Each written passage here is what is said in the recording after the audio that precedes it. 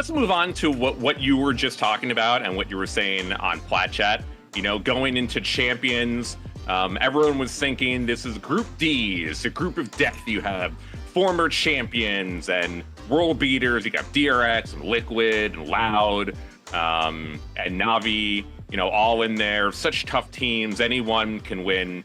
For me, though, this is the group of disappointment. This is a teams all with former glory that have all types of current problems right now. As we previously mentioned, Loud and all of the eternal issues that they have had since Tokyo and beyond, going into Champions. We have Navi, who, yes, they may have won a Masters before, but they do not look like the team that they were from last year. They barely squeaked in, as I mentioned earlier, into the second spot in the LCQ from EMEA. They better be thanking Fnatic for doing there. Liquid could be the biggest frauds in all of Europe. Yes, they were one of the only teams to beat Fnatic this entire year. The only team to beat Fnatic in a best of 5. However, can they really keep that up? And I honestly am not so confident. And then you have DRX, who basically might be at their lowest form than they have been in the last couple years. Now, they are the beater of groups, and it seems like they never get grouped. But to me, there is no clear favorite of the 4, and they are not the group of death that I think a lot of people are looking forward to. I don't know. I mean, I guess I have so much like nostalgia with these teams because I disagree. I think these are the type of teams that you sleep on them and their in-game leaders just win a tournament. Like, I have faith that Angel can win a tournament. I have faith Redguard can lead a team to a tournament. Now, I have faith that DRX can just create and innovate some crazy shit that we've never seen before and literally set a meta and win this tournament. You know, like, I have faith in all these teams. Loud, I watched them create Harbor Viper over VCT Americas and just shit on everyone. And everyone just fell in line in Americas and ran Harbor Viper and tried to beat them with it, and they couldn't. They couldn't do it.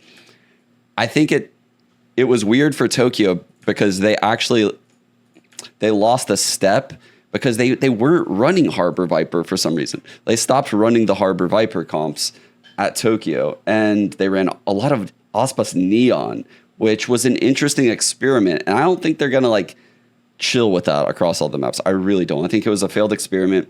Tokyo probably didn't mean the world to them because they had already qualified for champs, and it was kind of just like, I mean, they definitely had pride and they wanted to win it, but they tried something new and it failed. I think they're gonna innovate again going into Champions, and it's probably why they've been struggling a little bit in scrims. I don't know if it's gonna work, but I have faith in those 4 IGLs. Like, Sadak on Loud is incredible. There's a reason why I fell in love with this team. There's a reason why I picked them to win Tokyo, and I honestly think that people are really sleeping on them, especially after that video we released. Like, I think people are so sleeping on Loud right now, and they are about to just torch people. But the problem is that I feel that way about a lot of teams in this group. I don't think Navi can turn it around that quick. So I think they would get out one of the other groups maybe. But the problem with this group is they have to beat like 2 of the other teams, right? Like, unless, of course, it's like they beat Liquid, they play DRX or Loud, they lose there, and then Liquid beats the loser of the other side, and then they beat Liquid again. Maybe Navi can do that. Maybe. It wouldn't shock me if something like that happened for Navi to get out. DRX, though, that's an interesting one. I think they really fucked up with that 6-man rotation. They did really fuck up with that 6-man rotation. Yeah. I was never really a fan of how they did it. It's one thing to have a 6-man rotation and like switch the players between maps. Like, oh yeah, we'll have Foxy9 play on like Fracture and Bind, and you know, like we'll sub in Zest for Haven and Split, you know, like, but that's not what they did. They literally have the same map pool for both of these players. So they had to double down on the practice and get less reps. Like, that's such a terrible idea, I think, in Valorant. I don't like that idea at all. So I see what you're saying, but I still think... I mean, do you still dub this the group of death, or do you feel like my assertion that it is more of teams that have all either disappointed or potential disappoint is a more apt way to describe the four that we have? Like, are you picking any of these four teams to win the whole thing? I would not. Not including Fnatic. Besides Fnatic, who are the clear favorites, of course, to win Champions. See, that's like a different thing altogether, right? Because I can't pick a team from Group D to win the tournament because I can't even pick who it is to get out of the group because it's such a hurdle to get out. So like it's gonna be very taxing on the teams as far as like they're showing their playbooks just to get out of the group. And then when they get out of the group, you're assuming they're going to play. I mean, if you're the 1 seed coming out, you're going to play a 2 seed coming out of Group A, B, or C, which will be a good fucking team. And if you're the 2 seed coming out of Group D, you're going to play a 1 seed coming out of Group A, B, and C, which is going to be a fucking insane team. So like there will be no easy games for a team in Group D. None. And that's why I wouldn't pick them to win the tournament, right? Like it would be a fucking incredible run if one of those 4 teams won the tournament. It would be like the greatest tournament win because their path to win it would be insane. Like just because I do believe it's the group of death. You know, like that's why it's the group of death is because not only does it suck for the teams in the group, but once they get out of the group, it still sucks. Like, yeah. Whereas like you look at like the Paper X EDG group, it's a bit lighter, I think. I think like, you know, like I could see those games going their way a little bit better. They have a lot of footage on the LCQ teams. You know, like they innovate comps. I mean, that's an interesting one. Group B, it's literally like a repeat of Tokyo Group for EG. It's kind of crazy. Like EG are heavy favorites, I would say, in Group B. And Group C, yeah, again, like I wouldn't put Zeta and Billy Billy up there. I put Zeta's obviously, I think, a little bit higher than Billy Billy, but I mean, like those, that's just, there's easier matches for the top teams in all the other groups, is all I'm saying. I do think your assessment of Loud is honestly completely correct. I can't believe that we have now come full circle into the situation. Either of the two, I really think if I had to, gun to my head, pick the team of who is going to come out of Group D, because of the reporting and because of what we know about esports, like historically, the dead teams are the ones that play the best. Yes. The ones that you know are going to be dead at the end of the year and have, you know, they know this is it. This is our last run.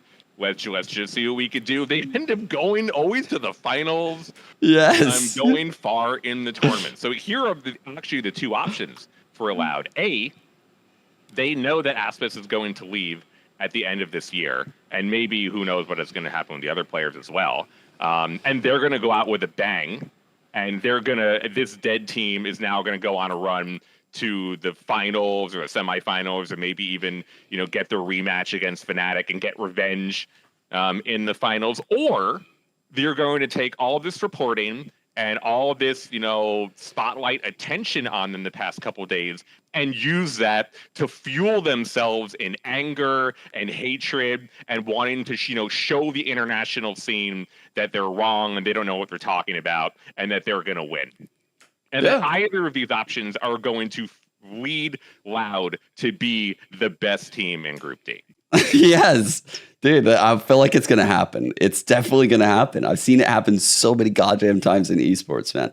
And it probably happened in 2022 for Loud when they won Champions, right? Because if they won Champions and Saucy and Pencata still ended up leaving that team had to be in a fucking weird state when they won Champions, right? Like, it's not like they were all just boys, like, hanging out every night and stuff like that. It couldn't have been that way. I refuse to believe it. So I'm just speaking out of my ass saying that, but I feel like they're going to run it back. They're going to run it back, Rod. They're winning champs again. No, I'm just kidding. I mean, at this point, honestly, who knows? I mean, Fnatic, they are the favorites, all right? Like, I think if Fnatic don't win, it's going to be a huge shock, no matter who they go up against in this tournament and in the finals. Yeah. Like, I think that's widely considered. This isn't a hot take here. That Yeah. Fnatic are by far the Fair enough. team to beat. I agree. I think there is something to the fact too that this entire Champions tournament is in LA, which is where all the America's teams have lived for, the last 7 months. They're really used to it, and they're used to the food here. They're used to the place of living that they have, and it's going to feel very routine for them. They're going to feel comfortable.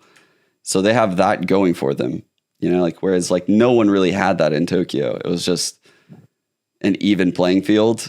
And in the past before that, the tournaments in EMEA, all throughout Europe, the European teams had that advantage going for them. So I think this is a pretty good situation for Loud, low key. And also, if they do go on a run into the finals, who is taking the credit? Shut the fuck guy up. All right. here.